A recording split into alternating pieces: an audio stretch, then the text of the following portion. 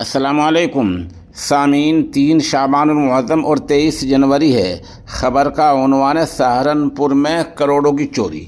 مغربی اتر پردیش کے شہر سہارنپور میں چوروں کے حوصلے بلند ہو رہی ہیں۔ شب میں چوروں نے ٹاٹا کمپنی کے بڑے شو روم میں اس واردات کو انجام دیا ہے، اور جب وہ شو روم میں گھسے نہ سائرن بجا نہ کچھ ہوا، اور اس سے پولیس کے گشت پر بھی سوال نشان لگ گئے ہیں، اور چور کروڑوں روپے کے ڈائمنڈ، ہیرے اور زیورات لے کر فرار ہو گئے ہیں۔